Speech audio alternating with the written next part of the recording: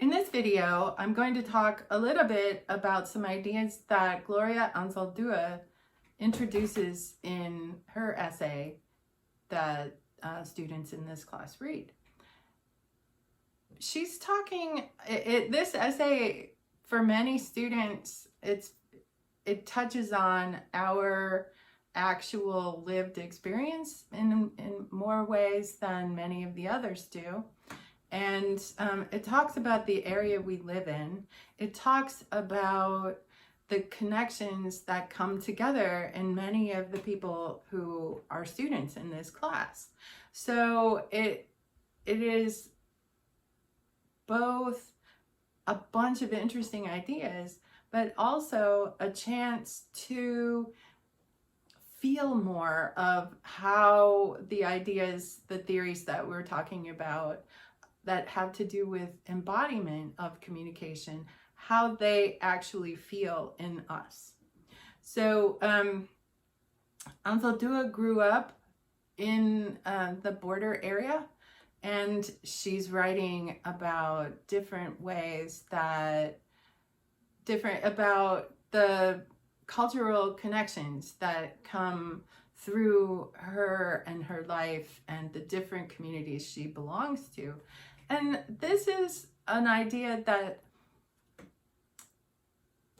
is part of the traditions of understanding communication that we call hybridity. And it connects with the response to colonialism. Post-colonialism is what that movement is called. And so what Anzaldúa is talking about being able to move from one identity to another, to having identities that are constructed by bringing different elements of larger cultures together. Though she talks about different names for languages, she talks about the different languages she speaks and how they function culturally and socially.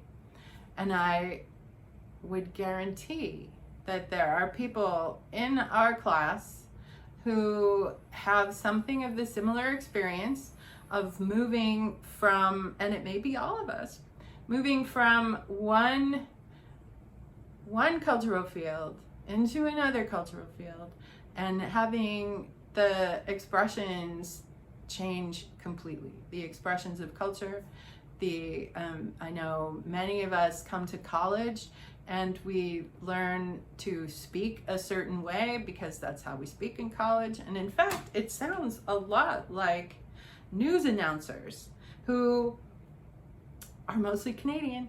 So in a lot of ways, our US American standard speech is actually patterned on a bunch of Canadian news announcers.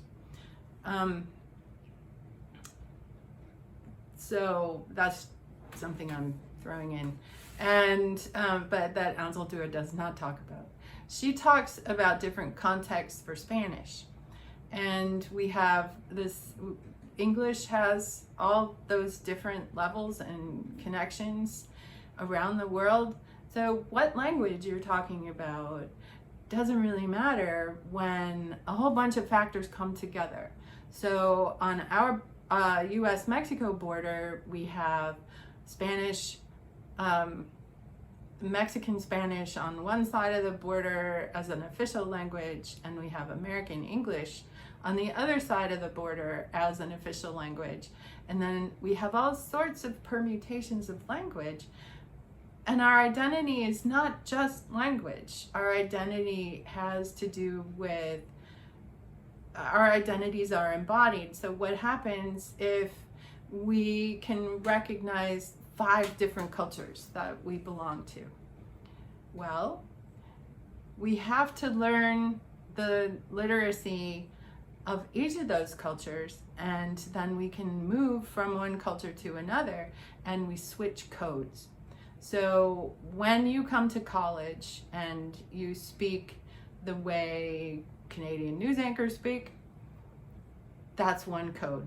If you go home and you use another language altogether, or your speech practices in English are very different, you have switched codes. You've moved into a different culture, and you know how to embody that culture as well.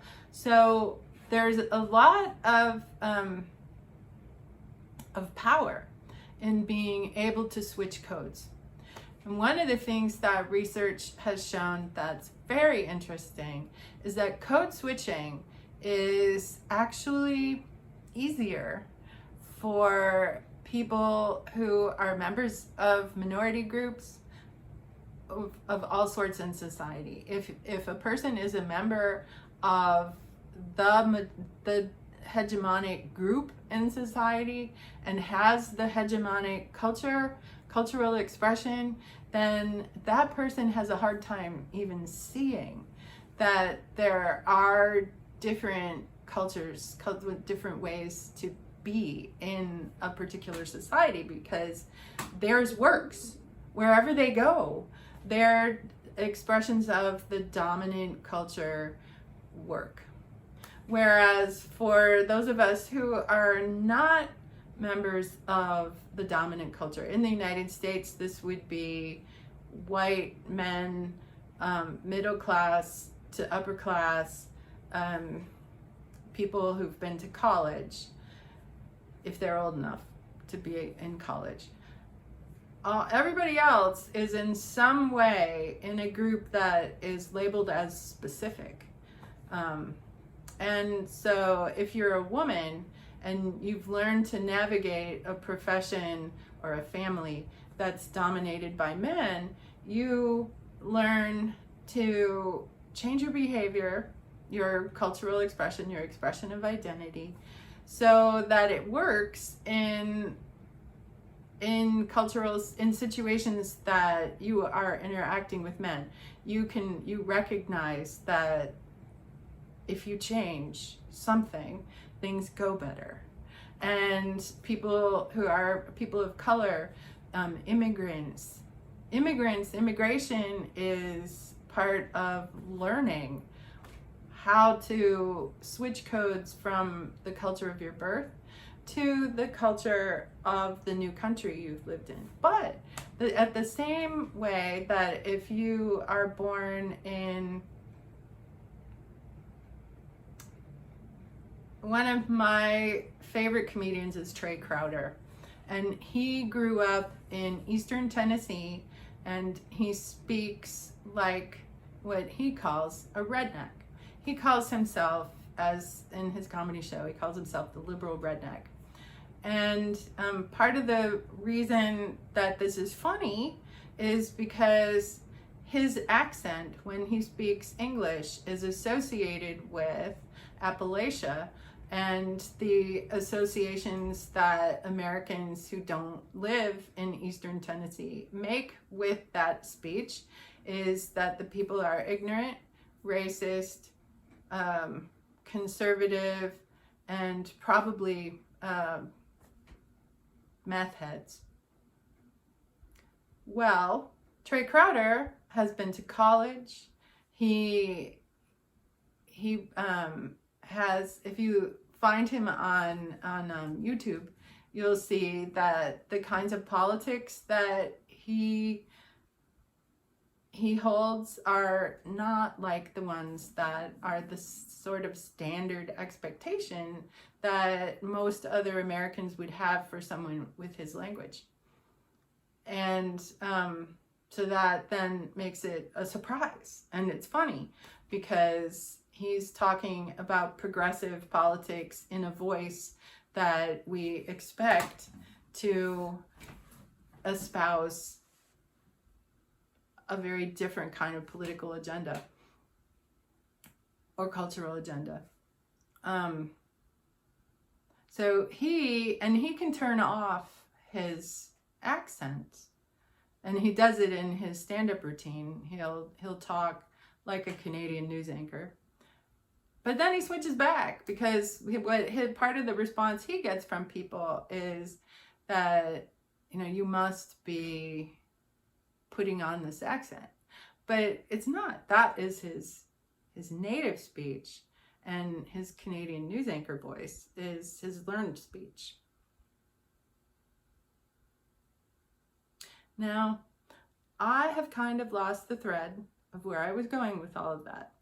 So I'm going to come back around to hybridity.